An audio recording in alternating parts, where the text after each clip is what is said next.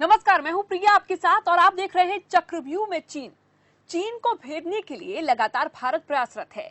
सेना को और शक्ति प्रदान करना हो, आर्थिक नीति हो, रक्षा क्षेत्र की मजबूती हो या फिर अंतर्राष्ट्रीय मंच पर चीन का पर्दाफाश करने की बात हो, भारत हर तरीके से चीन को पटखनी देने में सक्षम है। लेकिन एक बात साफ है कि दुश्मन चाहे कितना भी जोर लगा ले, पूरे मामले को शांति वार्ता के जरिए सुलझाना सबसे अहम होता है और वही भारत भी करता रहा है। और भारत इस बात को भी साफ कर चुका है कि बातचीत से हल निकालने का अर्थ हमारी कमजोरी नहीं है। उधर अब तक किसी चर्चा से बात नहीं बन पाई है। ऐसे में भारत ने बाकी रास्ते भी तैयार कर लिए हैं और चीन को पूरी तरह से चक्रव्यूह में डाल दिया है। इससे सबसे अहम यहाँ पर रक्षा मंत्री राजनाथ सिंह का रूस दौरा है, जहां राजनाथ सिंह दोनों देशों के बीच रक्षा और रणनीतिक भागीदारी को और मजबूत करने के उपायों पर चर्चा करेंगे। सवाल सबसे बड़ा यह है कि क्या रूस से बातचीत के बाद, यानी कि रूस जाने के बाद आसानी से चीन और भारत सीमा विवाद हल हो जाएगा? क्या रूस के जरिए सिर्फ गोली नहीं बल्कि बोली से ही चीन मान जाएगा? क्योंकि चीन पिछले दिनों जिस तरह की हरकतें करता नजर आया है, जिस तरह की धोखेबाजी उसने की और अभी भी वो अपनी सेना को हटाने के लिए नहीं मान रहा है, उस बीच ये साफ कर दिया गया है रक्षा मंत्री राजनाथ सिंह की ओर से, यानी कि भारत ये साफ कह चुका है सेना को कि अगर कोई भी परेशानी होती है, बोली से बात नहीं बनती है, तो गोली चला दी जाए। इस छूट के बाद ही रक्षा मंत्री राजनाथ सिंह पहुंचे हैं सेना की तीनों टुकड़ियों के साथ इस वक्त रूस में। आज की इस चर्चा में हम जानने की कोशिश ये करेंगे कि क्या रूस के जरिए बिन गोली के बल्कि बोली से ही चीन की और खास तौर पर भारत की जो सीमा विवाद को लेकर कड़वाहट है वो खत्म हो जाएगी। लेकिन उससे पहले आपको ग्राफिक्स दिखा देते हैं। 3 दिन की रूस यात्रा पर रक्षा मंत्री पहुंचे हुए हैं और आज रूस, चीन और भारत की जो बैठक है वो इस वक्त जारी है। उधर विजय दिवस परेड में रक्षा मंत्री शामिल होंगे जो 24 जून को होनी है। इस 24 जून की परेड में हमारी तीनों सेनाओं की टुकड़ियां मौजूद रहेंगी। परेड में रक्षा मंत्री राजनाथ सिंह भी शामिल होंगे और इसके साथ ही भारत की सैन्य टुकड़ी इसमें हिस्सा ले रही है। आपको ये बताएं कि रूस के रक्षा मंत्री से राजनाथ सिंह मुलाकात करेंगे और साफ है कि दोनों नेताओं के बीच रक्षा समझौते पर जब बातचीत होगी तो ऐसा भी हो सकता है कि चीन के मसले पर भी बात हो। आपको बताएं कि आज आरआईसी का नेतृत्व रूस कर रहा है और इस बैठक में पहले भारत नहीं आना चाहता था, लेकिन रूस ने जब कहा और खास तौर पर आरआईसी की बैठक कितनी अहम होती है इसके मद्देनजर भारत इसमें शामिल हो रहा है। लेकिन फिलहाल आज की क्योंकि कुछ सवाल हैं जो मन में उठ रहे हैं, उसी पर आज चर्चा करने के लिए हमारे साथ कई मेहमान जुड़ चुके हैं। सबसे पहले खेमचंद शर्मा भाजपा से प्रवक्ता हमारे साथ जुड़ चुके हैं और मेजर जयपाल सिंह जी डिफेंस एक्सपर्ट के तौर पर हमारे साथ जुड़ रहे हैं। AK मिश्रा जी विदेश मामलों के जानकार हैं, वो भी हमारे साथ जुड़ रहे हैं। सबसे पहले मेजर जयपाल सिंह जी, अगर मैं बात करूं इस वक्त एक डिफेंस एक्सपर्ट के तौर पर और डिफेंस के क्षेत्र में रूस किस तरह से मजबूती प्रदान करता आया है भारत को, ऐसे में अब जो रूस की भूमिका होगी इस रूस दौरे के बाद, रक्षा मंत्री राजनाथ सिंह के रूस दौरे के बाद, उसे आप किस तरह से देख रहे हैं चीन और भारत के सीमा विवाद के बीच? देखिए, रूस हमारा पुराना मित्र है और बहुत ही उन्होंने हर लड़ाई में और हर वक्त हमारा साथ दिया।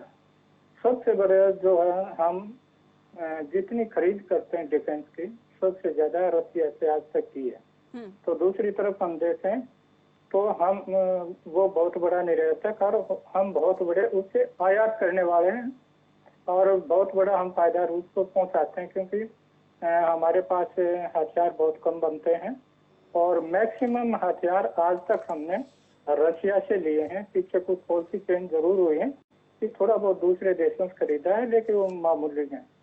और रूस इस टाइम चाइना के भी क्लोज है, उसका भी मित्र है, लेकिन रशिया को अभी इतना बड़ा अपना ग्राहक वो नहीं छोड़ेंगे।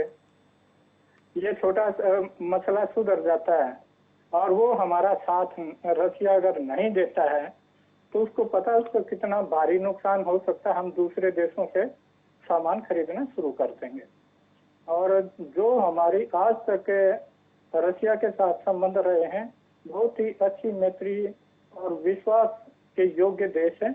और इस टाइम राष्ट्रपति पुतिन भी काफी इंडिया का फेवर करते रहे हैं और अभी भी करेंगे। अगर दूसरे संदर्भ में मैं लेता हूँ, अगर वो चाइना के दबाव में आते हैं या अमेरिका को देख के कि जो अमेरिका के खिलाफ चाइना और रशिया का गठजोड़ अमेरिका के खिलाफ, और उस संदर्भ में जाते हैं तो वो तटस्थ रहेंगे। अगर हमारा साथ नहीं दे पाए तो हमारे खिलाफ चाइना का भी साथ नहीं देंगे, ये बात बिल्कुल क्लियर है। और हमारे रक्षा मंत्री जी कुछ इमरजेंसी के जो हमारे गोला बारूद अम्नेशन होता है उसकी डिमांड लेकर भी गए हैं, जो समुद्री जहाज से आनी थी, लेकिन उसको हम चाहते हैं कि जल्दी से जल्दी हवाई मार्ग से पहुंच जाए, और वो जरूर हमारे पास वो जरूर देंगे। बाकी अगर बात नहीं भी बनती तो हम अकेले सक्षम हैं, खाली हमारे को अम्नेशन गोला बारूद वो तो मिलना ही मिलना है, पहले से समझौता है। तो मैं इतना ही कहूंगा कि हमारे को विश्वास रखना चाहिए कि इतना सदियों पुराना विश्वास पात्र हमारा मित्र हमारे को धोखा नहीं देगा। बिल्कुल धोखा नहीं देगा, लेकिन हमने जिस तरह से बात की कि न्यूट्रल अगर रहता है रूस, क्योंकि उसकी चीन के साथ भी अच्छी दोस्ती है, चीन लगातार उससे रक्षा सौदों पर चर्चा करता है और पिछले दिनों में उसने काफी अच्छे संपर्क उससे साधे हैं, उससे संबंध बनाए हैं, और भारत का भी वो 1947 से ही बहुत अच्छा मित्र रहा है। अगर न्यूट्रल रहता है रूस इस मामले पर, सिर्फ भारत का साथ ना देकर दोनों देशों के साथ एक तरह से रहता है, तो भी एक बड़ी भूमिका निभा सकता है रूस इस बीच भारत और चीन सीमा विवाद को लेकर। क्या ऐसा नहीं लगता आपको? हाँ बिल्कुल निभा सकता है। अगर इस टाइम वो हमारे बीच की एक कड़ी भी बन सकता है।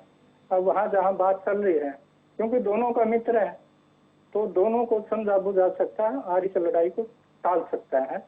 और चाइना भी बहुत कुछ उसकी जरूर मानेगा, बाकी देशों पे तो ज्यादा प्रभाव नहीं पड़ेगा, लेकिन रशिया का मैं समझता हूँ जरूर चाइना पर प्रभाव पड़ेगा।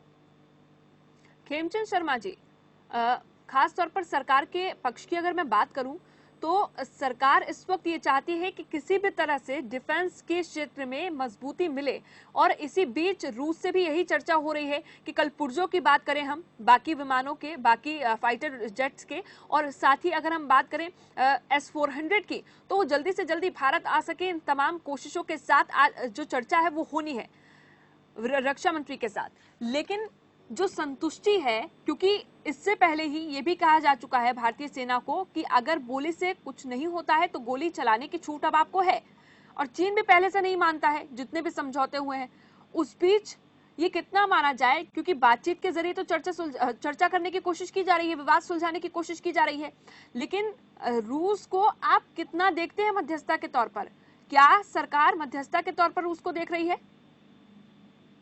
नहीं, आपने 2-3 विषय उठाए। मेरे को ऐसा लगता है कि हम रूस से ये रिक्वेस्ट नहीं कर रहे हैं कि आप मध्यस्थता करो, और ना ही इसकी जरूरत पड़ेगी। बिल्कुल हमारी बात चीन के साथ सीधी सीधी चल रही है, और अभी जैसे न्यूज आ रही है वो बातचीत काफी सार्थक तरीके से पॉजिटिव वे में आगे बढ़ रही है। हमें आशा है कि चीन फिर से धोखा नहीं देगा, क्योंकि चीन को एक बहुत बड़ा सबक मिल चुका है, बहुत बड़ा नुकसान हुआ है। कल आपने देखा होगा अमेरिकन एजेंसी ने भी एक रिपोर्ट जारी की, और उसने बताया कि 30 से ज्यादा जवान चाइना के मारे गए, और छुप के उसने उनका अंतिम संस्कार किया, और उनको ग्लोरीफाई भी नहीं कर पाए, उनको सम्मान भी नहीं दे पाए।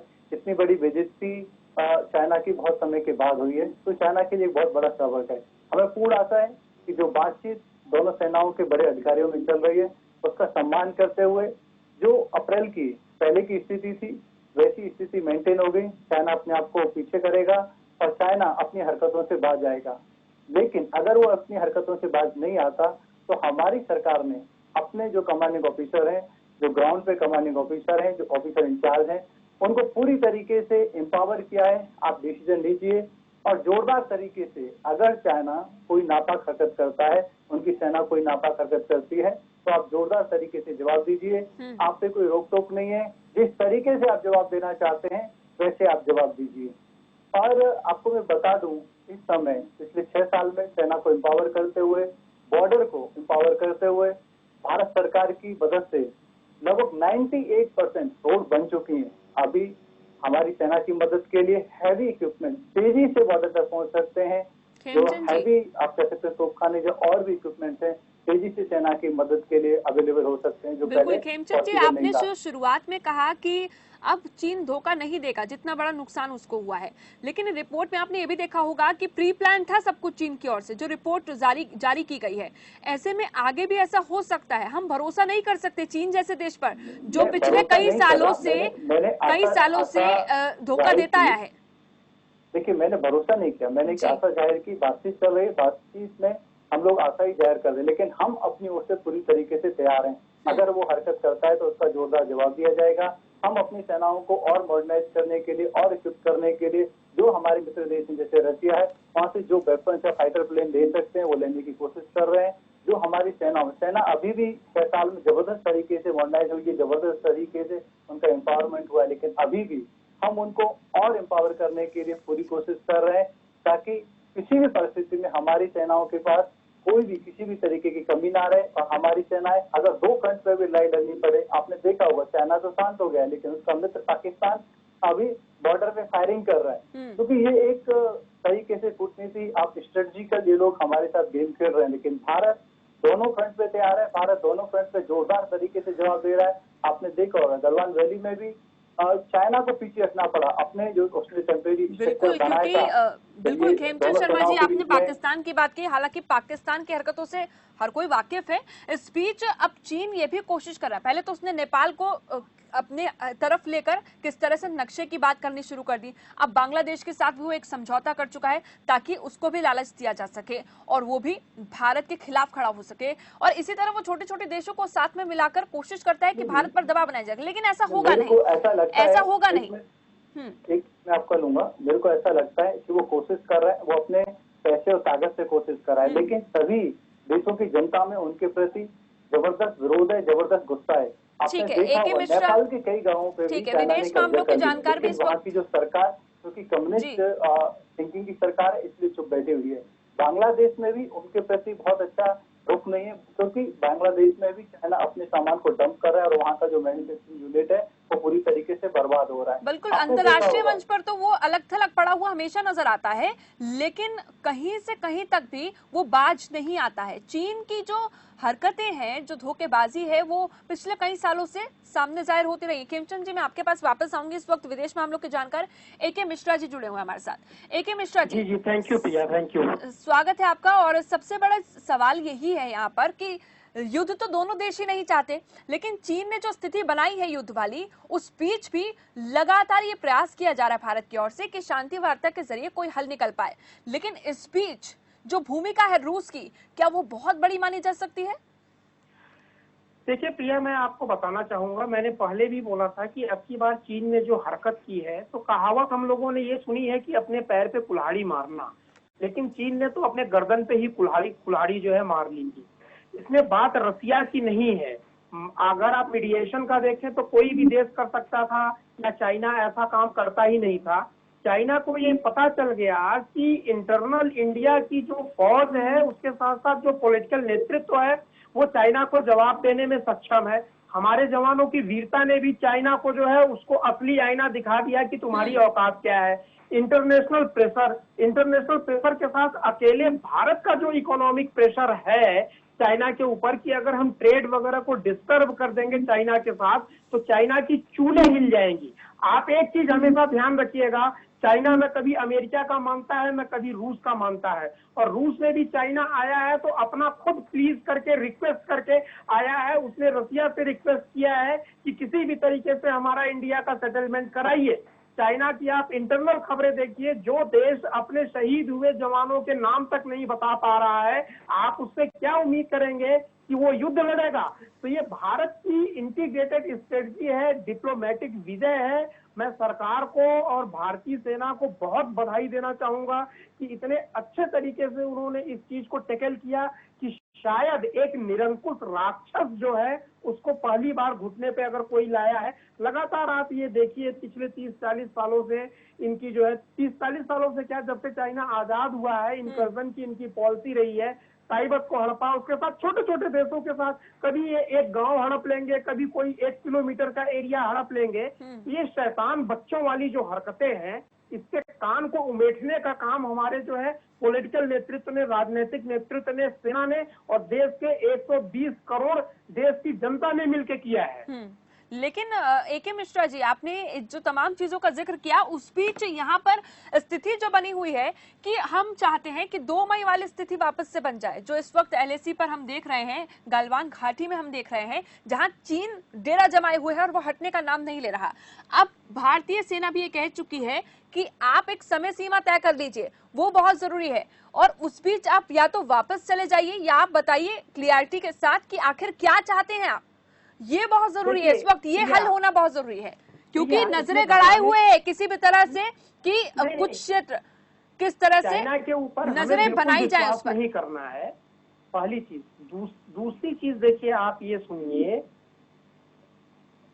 सुनिए कि ये चीजें जो डेवलप होती हैं वो फेज में डेवलप होती हैं। अभी कल तक तो चाइना जो है न जाने क्या क्या बातें कर रहा था, किस तरीके के दावे कर रहा था और अपने ग्लोबल टाइम्स के हिसाब से कैसी कैसी धमकियां दे रहा था, वहां पे न्यूज को पब्लिश करके पूरी दुनिया को धमकी दे रहा था। आज ये पहली बार थोड़ा सा घुटनों पे आए हैं, थोड़ा और इंतजार करें, प्रेशर बना के रखना है। और इंडिया का एक तरफा ये डिमांड है कि अपनी ओरिजिनल पोजीशन में जब तक आप नहीं जाते हो तब तक कुछ भी नहीं हम करेंगे, और आपको अगर युद्ध करना है तो हम उसके लिए भी तैयार हैं। जिस तरीके से आप इस मामले को सेटल करना चाहते हैं हम तैयार हैं। तो बहुत घबराने की ये जो है, इसमें कोई बहुत ज्यादा पैनिक होने की जरूरत नहीं है। देश वालों को, हम लोगों को ये एक प्रोसीजर शुरू हुआ है, लगातार हमने कई जो है सक्सेसफुल स्टेप्स के ऊपर विजय पा ली है, और धीरे धीरे आप देखिएगा चाइना और भी बैकफुट पे आएगा। ए.के. मिश्रा जी, बिल्कुल आपने सही कहा कि घबराने की आवश्यकता नहीं है, लेकिन युद्ध नीति की अगर हम बात करें तो सरजमी पर, देश की सरजमी पर अगर 1 इंच भी कहीं से कहीं तक किसी और को लगता है कि ये नजरें जमाए बैठे हैं तो उस वक्त आक्रामक होना जरूरी हो जाता है, उसमें बहुत ज्यादा समय नहीं लगाने की जरूरत होती। देखिए, मैं आपको बताऊं, वॉर एक बहुत कैलकुलेटेड एक्ट होता है। पहली चीज, हमारी भी हजारों साल से नीति ये रही है कि अगर पीस से और शांति वार्ता से अगर किसी समस्या का समाधान है तो पहले निकाल लेना चाहिए। आप महाभारत का उदाहरण देखिए, कृष्ण ने कितने बार ये प्रपोज किया था कि शांति से कोई समस्या का समाधान जो है निकल जाए। युद्ध एक अंतिम विकल्प है जिसके लिए हम सदैव तैयार थे, तैयार हैं और रहेंगे। मुझे लगता है कि युद्ध के लिए इतना उतावला और कूटनीतिक प्रयास युद्ध से सही हुई विजय के बराबर युद्ध की तो एक लिमिटेड गलवान रैली में हम लोगों ने दिखा दिया। वो भी तो एक युद्ध था, एक रात का युद्ध था ना। युद्ध में तो 1 घंटे में भी जो है देशों की किस्मतें बदल जाती हैं, बाउंड्रीज बदल जाती हैं। मैंने शुरुआत में ही कहा, 1 घंटे का हो चाहे 1 रात का ये तो शुरुआत में ही मैंने कहा कि भारत खास तौर पर ये कोशिश करता है कि युद्ध नहीं बल्कि शांति वार्ता के जरिए सब चीजों का हल निकल सके, लेकिन इसमें ये साफ भारत कर चुका है कि इसका अर्थ ये नहीं है कि भारत कमजोर है। लेकिन defence expert major Jaipal Singh ji भी हमारे साथ जुड़े हुए हैं। मेजर साहब, क्या आप साफ तौर पर मानते हैं ये बात जो सभी चीजें ए.के. मिश्रा जी ने कही है? नहीं, देखो, कुछ चीजों से मैं असहमत हूं उनसे, क्योंकि वहां पे जो है बहुत कुछ हिंदुस्तान का दाव पे लगा है, बहुत कुछ चाइना का दाव पे लगा है। उस चीज को शायद हमारे एक्सपर्ट नहीं सुन पा रहे हैं। वो जो सिंगर 8, सिंगर 4 ये सब जो बोले जा रहे हैं, ये 8 पहाड़ियां हैं, और वो पहाड़ी जिस पे टेमो जमे हुए हैं वहाँ वो परमानेंट कंस्ट्रक्शन का चल रहा है। अगर परमानेंट कंस्ट्रक्शन चल रहा है, इतनी बड़ी तैयारी के साथ आए हैं और इतनी सारी बख्तरबंद गाड़ियां, इतने सारे टैंक, हैवी आर्टिलरी और फाइटर प्लेन, सब कुछ उन्होंने ऊपर पहुंचा दिया। इवन रोड रोलर तक उन्होंने पहुंचा दिया। जो हमारे जो है लिपू लेक है, वो नदी है, उसको भी वो डाइवर्ट करने की अभी कोशिश उनकी जारी है। और जो सूत्रों से खबर आ रहे हैं, अभी कुछ वो पीछे हट रहे हैं ताकि शांति का माहौल बातचीत का बन सके। लेकिन चाइना के ऊपर कभी भी विश्वास नहीं किया जा सकता। अगर उस पहाड़ी पे वो ऊपर चोटी पे पहुंच जाते हैं, वहाँ परमानेंट रह जाते हैं, अगर जैसे पीछे हटने से मना कर रहे हैं, अगर वो पीछे नहीं हटे तो जितने भी हमने रोड बनाए हुए हैं और जो थोड़ा सा हिस्सा बचा हुआ वो सारा सिस्टम हमारा सारा बेकार हो जाएगा और उनकी बढ़त हासिल हो जाएगी। सीधा उनकी फायरिंग रेंज में पूरा इलाका आ जाएगा और वो ऊपर बैठे होंगे, हम नीचे।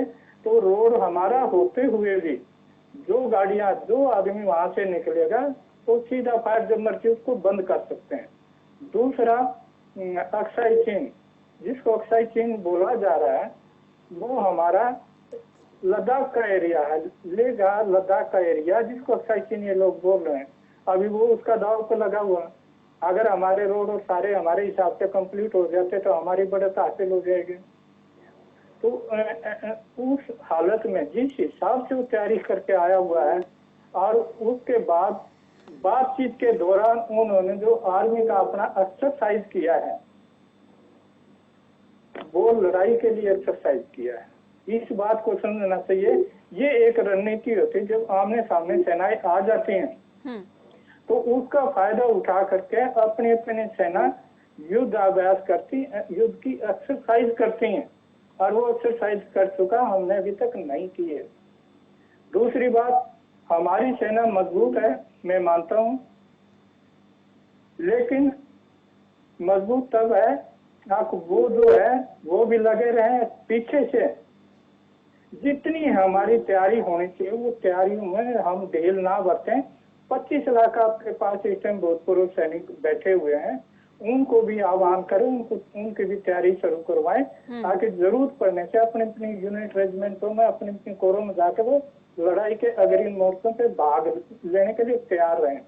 और गोला बारूद अम्युनिशन के साथ साथ देश के हर नागरिक को सपोर्ट करना चाहिए, और सरकार को बजट, गोला बारूद, मिलिट्री साजो सामान, उसकी आपूर्ति तुरंत करनी चाहिए, क्योंकि किसी भी कंडीशन में कुछ भी हो सकता है। हमारे को बिल्कुल ये आश्वस्त नहीं होना चाहिए कि लड़ाई नहीं होगी, चीन पे विश्वास नहीं किया जा सकता है। और जो हमारे रक्षा मंत्री अभी बात करने जा रहे हैं, जो हालात चल रहे हैं, हम सिर्फ आशा कर सकते हैं कि अच्छा होगा, लेकिन कॉन्फिडेंस से नहीं कर सकते। जो चाइना ने आज तक हमारे साथ धोखा दिया है उसको 1 मिनट नहीं लगेगी पढ़ते हुए। अभी जो उस दिन जो हुआ वो बोल रहे हम जा रहे हैं, और उन्होंने टेंट नहीं उखाड़े, उसके बाद शुरू हुआ, उसके बाद हाथापाई हुई, इतने हमारे सैनिक शहीद हो गए और उनके भी हो गए। दूसरा मैं थोड़ा सा बता दूं, हमारे वहाँ 3 जूनियर कमीशन ऑफिसर भी मारे गए हैं। आज तक किसी भी टीवी चैनल ने, किसी भी हमारे नेता ने उनका नाम नहीं लिया। जूनियर कमीशन ऑफिसर क्लास 2 गंटीड ऑफिसर, जिनके इशारे पर सेना चलती है और जो युद्ध में निर्णायक भूमिका निभाते हैं, पूरे शर्मा जी से इसका जवाब ले लेते काम करते हैं, और फायरिंग ऑर्डर देने वाले वही होते हैं। 4-5 हमारे बड़े अधिकारी होते हैं एक यूनिट के अंदर, तो उसमें कर्नल, 1-2 लेफ्टिनेंट कर्नल, 2-4 मेजर, और वो जो मेजर रैंक से नीचे होते हैं वो अनट्रेंड अफसर होते हैं। ठीक है मेजर साहब, देखिए इस बात की जितनी भी जानकारी है सूत्रों के हवाले से भी हम तक नहीं पहुंची है, लेकिन मैं खेमचंद शर्मा जी जो सरकार की ओर से इस वक्त हमारे साथ बैठे हुए हैं, खेमचंद शर्मा जी, मैं उनसे एक कमेंट ले लेती हूँ, आखिरी कमेंट जो आपकी इन्हीं बातों पर होगा। खेमचंद शर्मा जी, देखिए मेजर साहब की जो इन्फॉर्मेशन है मेरे को नहीं पता, क्योंकि हमारे पास वो जानकारी नहीं है, लेकिन मेजर साहब की इन्फॉर्मेशन को मैं डिफेंस मिनिस्ट्री में जरूर भेजूंगा। लेकिन सरकार ने भी और सेना ने भी जितने भी हमारे सैनिक मारे गए, हमारे अधिकारी मारे गए, उनकी लिस्ट जारी की है, उनका सम्मान के साथ अंतिम संस्कार किया है, उनको पूरा सम्मान दिया है, उनके परिवार को पूरा सम्मान दिया है। अगर कोई रह गया है उसकी इन्फॉर्मेशन मेजर साहब के पास है, हमारे डिफेंस एक्सपर्ट के पास है, तो उसको मैं जरूर डिफेंस मिनिस्ट्री को भेजूंगा। लेकिन आपको विश्वास दिला दूं कि भारत और मोदी सरकार अपने सैनिकों को सम्मान देने में पीछे नहीं हटेगी, अपने सैनिकों का साथ देने में पीछे नहीं हटेगी। और अब सेना के साथ साथ देश की जनता भी खड़ी हो गई है, क्योंकि जनता ने डिसाइड कर लिया है कि अब चीनी आइटम्स को हमें उपयोग नहीं करना है, चीनी कंपनियों का हमें बहिष्कार करना है, चीनी सामान का हमें बहिष्कार करना है, ताकि चीन को जोरदार तरीके से इकोनॉमिक फ्रंट पे भी जवाब मिल सके। अगर हम इकोनॉमिक फ्रंट पे चीन को जवाब दे सकें तो चीन को खेमचंद शर्मा जी, चीन को महसूस हो जाएगा कि एक सवाल है मेरा, एक सवाल है मेरा, बहुत महत्वपूर्ण मुझे लगता है और मेरे मन में लगातार उठ रहा है कि जब हम बातचीत के जरिए पूरे मामले को हल करने की कोशिश कर रहे हैं, तो खेमचंद शर्मा जी, क्या समय सीमा नहीं होनी चाहिए कि बातचीत इतने समय तक ही होगी, अगर हल हो जाता है मामला तो ठीक है, वरना तो कोई और विकल्प आजमा जाएगा? क्या इस बारे में सोचा जा रहा है? देखिए बिल्कुल, लेकिन होता क्या है, डिप्लोमेसी अपना काम करती है और डिप्लोमेसी का काम लगातार चलने वाला होता है, सतत होता है। इवन जी बातचीत हो जाएगी फिर भी डायरेक्टली इनडायरेक्टली बात लगातार चलती रहेगी, क्योंकि विषय सिर्फ इतना नहीं कि चाइना अपनी पुरानी पोजीशन में वापस जाए। विषय दूसरा भी है कि जो लगभग 43,000 किलोमीटर हमारी लैंड चाइना के पास है 1962 से, और अलग अलग समय पे उन्होंने उस जमीन पे जो कब्जा किया, वो जमीन भी हमें वापस चाहिए। और वो वापस की जो प्रक्रिया है, उसके लिए जो हमारे मैप एक्सचेंज है, उसके लिए क्या प्रक्रिया होनी चाहिए, उस पर भी लगातार बातचीत होती रहेगी। ठीक है। लेकिन मेरे को ऐसा लगता है कि हमें दो फ्रंट पे, जैसे मेजर साहब भी कह रहे हैं, हमारी सरकार काम कर रही है। एक, हमारी सेना को मजबूत करने के लिए, हमारे डिफेंस जो सिस्टम है उसको मजबूत करने के लिए, और युद्ध के लिए कभी भी किसी भी समय तैयार रहने के लिए हम उससे बहुत गंभीरता से काम करें। ठीक है खेमचंद जी, हम डिप्लोमेसी फ्रंट पे भी गंभीरता से बात करें। इसीलिए हम लगातार कह रहे हैं कि चक्रव्यूह में चीन इस वक्त नजर आ रहा है, लेकिन उसके साथ साथ कोशिश यही की जा रही है कि किस तरह से कूटनीति के रास्ते से, चर्चा के रास्ते से पूरे मामले को हल किया जा सके। फिलहाल आप सभी का बहुत बहुत शुक्रिया। अभी जब हम बात करते हैं रूस दौरे की, रक्षा मंत्री रूस दौरे पर हैं और इस बीच रूस, चीन और भारत की जो वार्ता है, जो विदेश मंत्रियों में होनी है, वो 1:30 बजे ही शुरू हो चुकी है। उसमें से क्या कुछ निकलकर सामने आता है देखना ये भी होगा, क्योंकि कहा तो ये जा रहा था कि चीन भारत सीमा विवाद पर इसमें कोई बात नहीं होगी, लेकिन उसके बावजूद अगर चीन कहीं से भी इस पर बात करने की हिमाकत करता है तो भारत उसका कड़ा जवाब देगा और खरी खोटी चीन को स्पीच सुननी पड़ेगी। फिलहाल चलिए इस चर्चा में बस इतना ही। एक छोटे से ब्रेक के लिए यहाँ पर रुक रहे हैं। खबरों का सिलसिला लगातार जारी है।